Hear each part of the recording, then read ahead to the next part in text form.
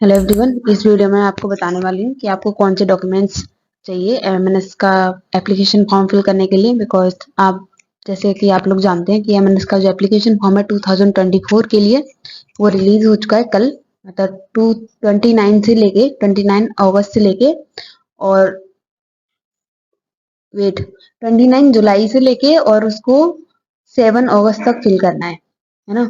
तो इसके लिए डॉक्यूमेंट जो रिक्वायर्ड होंगे एप्लीकेशन फॉर्म फिल करने के लिए वो हम देख लेते हैं इस वीडियो के अंदर, ठीक है। तो इसमें है जो डॉक्यूमेंट्स जो भी चाहिए।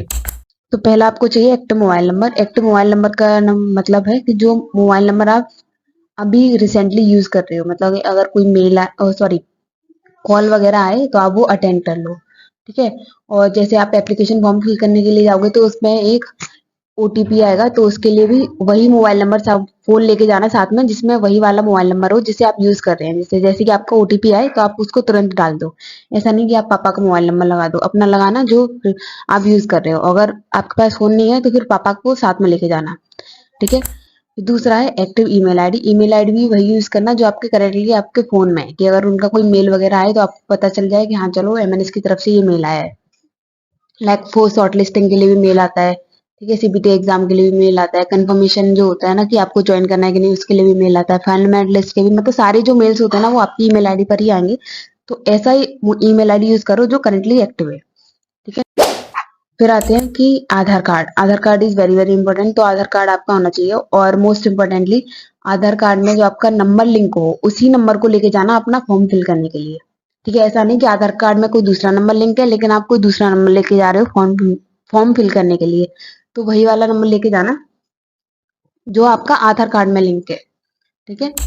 फिर दूसरा 10th का मार्कशीट, जिसको वो मैट्रिकुलेशन सर्टिफिकेट भी बोल रहे हैं, तो वो आपके होने चाहिए। आपके आधार कार्ड और मार्कशीट की जो डिटेल्स हैं वो मैच करनी चाहिए। मैंने आपको पहले ही बोला था कि अगर किसी की डिटेल्स मैच नहीं करेंगी तो फॉर्म रिजेक्शन होने के चांसेस है। तो आई होप कि आपके आधार कार्ड की और मार्कशीट की जो मैट्रिकुलेशन सर्टिफिकेट है उसकी जो डिटेल्स है वो मैच कर रही है आपस में, ठीक है। फिर फिर आता है आपका 12th का मार्कशीट, उसकी भी डिटेल्स मैच करनी चाहिए, ठीक है। इंपॉर्टेंट पॉइंट मैंने यहाँ लिख भी रखा है, marksheet both 10th and 12th and Aadhaar card should be same. मतलब कि उसमें जो डिटेल्स हैं, आपका नाम, आपके पापा का नाम, आपके घर का एड्रेस या फिर आपकी मम्मी का नाम सेम होना चाहिए, डिफरेंट नहीं। जैसे मान लो किसी के पापा का नाम राजेश है, ठीक है, आधार कार्ड में राजेश है, उसकी 10th की मार्कशीट में राजेश सिंह है ना। और हो सकता है कि 12th की मार्कशीट में सिर्फ राजेश है, तो फिर ये गड़बड़ हो जाएगा। आपका तीनों का सेम होना चाहिए। अगर राजेश है तो तीनों में राजेश राजेश और राजेश होना चाहिए। अगर राजेश सिंह है तो तीनों में राजेश सिंह होना चाहिए, ठीक है।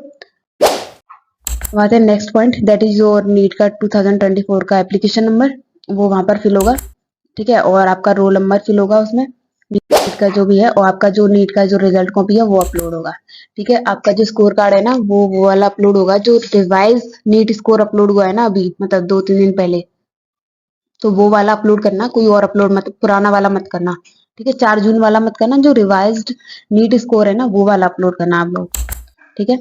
और इसकी जो पेमेंट फीस है वो कितनी है, 200 रुपीज है, ठीक।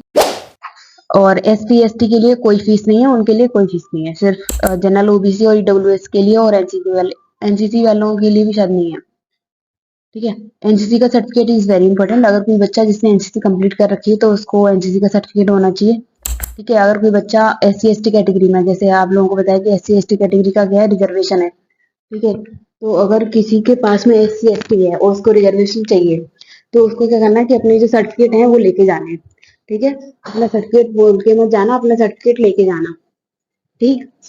और एनसीसी अगर किसी ने कर रखी है तो वो अपना एनसीसी का सर्टिफिकेट लेके जाए। और अगर जैसे किसी के पास अगर एनसीसी सी का सर्टिफिकेट है तो वही लेके जाना, ए और बी वाला मत लेके जाना, ठीक है। फिर आते हैं ये, मतलब मैंने अभी जब मैं एप्लीकेशन फॉर्म फिल कर रही थी किसी का, तब मैंने ये देखा था, तो उसमें ये जैसे उन्होंने बोला है कि इतने डॉक्यूमेंट्स आपके पास होने चाहिए। Dear candidate keep the following items with you during the registration, ठीक है। तो मतलब जब आप रजिस्ट्रेशन करने जाओ तो इतने होने चाहिए, जैसे आधार कार्ड, ठीक है, आधार कार्ड स्लैश मेट्रिकुलेशन सर्टिफिकेट, मतलब या तो आपके पास आधार कार्ड होना चाहिए या फिर मेट्रिकुलेशन सर्टिफिकेट होना चाहिए, मतलब 10th की मार्कशीट। मतलब ये वो है जब एप्लीकेशन फॉर्म फिल करने से पहले इसमें रजिस्ट्रेशन होता है, ठीक है। मैं वो वीडियो अपलोड करूंगी कि स्टेप बाय स्टेप की पहले रजिस्ट्रेशन कैसे करना है फिर फॉर्म कैसे फिल करना है। तो रजिस्ट्रेशन करने के लिए आपके पास में या तो आधार कार्ड हो या फिर उस 10th का मेट्रिकुलेशन सर्टिफिकेट हो, और आपके पास में डिजी लॉकर का अकाउंट भी होना चाहिए, क्योंकि रजिस्ट्रेशन करने के लिए जो आपके आधार कार्ड हैं और जो मार्कशीट है आपकी 10th की, वो सीधा डिजी लॉकर से ही आपका अपलोड होगा। ठीक है, तो आपके पास में डिजी लॉकर होना चाहिए।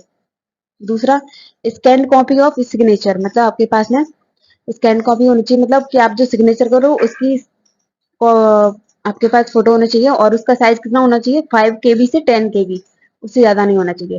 ठीक है। Soft copy of latest photo, मतलब जो अभी आपका रिसेंट में आपको फोटो क्लिक करानी है, ऐसे नहीं कि आप 2-3 साल पुराना करा दो, वो नहीं, रिसेंट में फोटो क्लिक कराओ, और उनका साइज कितना होना चाहिए, उसका भी साइज 5 KB से 20 KB तक होना चाहिए। ठीक है, सिग्नेचर का 5 से 10 होना चाहिए और फोटो का 5 से 20 होना चाहिए। ठीक है। अब देखो, इसमें बहुत इंपॉर्टेंट है, मैंने स्टार्टिंग में बोला था कि Aadhaar card linked mobile number for receiving, मतलब कि आपको वो वाला मोबाइल नंबर लेके जाना है जो आपके आधार कार्ड में लिंक है।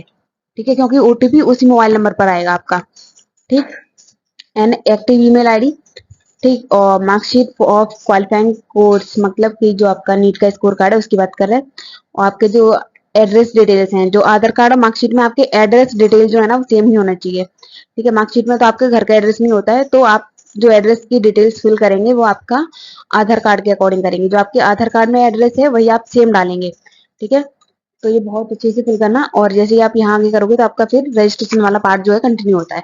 मैं ज़्यादा टाइम नहीं लूँगी, शायद मैं अपलोड कर दूँगी दोपहर तक, 2 बजे तक मैं आपका full video, length video upload कर दूँगी कि कैसे फॉर्म फिल करना है स्टेप बाय स्टेप। अभी इतनी हड़बड़ी मत करो, अगर किसी को अंदाजा नहीं है, अगर कोई पहली बार फॉर्म फिल कर रहा है तो, वरना गड़बड़ हो जाएगा, थोड़ा वेट कर लो, वैसे भी अभी टाइम है। ठीक है, ऐसा नहीं है कि सिर्फ आज ही फॉर्म फिल किए जाएंगे उसके बाद में फॉर्म फिल नहीं किए जाएंगे, तो वेट करो, मैं आपको बता दूँगी। ठीक है, शाम तक आ जाएगा, डोंट वरी। और अगर किसी को और कोई डाउट है कि कौन-कौन से डॉक्यूमेंट्स चाहिए तो मुझे कमेंट कर दो, मैं आपको रिप्लाई कर दूँगी, और कोई डाउट है तो वो भी कमेंट कर देना। ठीक है? So that's all for today, and share this video to the other candidate जिनको एमएनएस का एप्लीकेशन फॉर्म फिल करना है, जिससे वो सारे अपने डॉक्यूमेंट जो हैं वो रेडी रखें। ठीक है? वरना छोटी-छोटी गलतियों के पीछे ना बच्चों के एप्लीकेशन फॉर्म रिजेक्ट हो जाते हैं।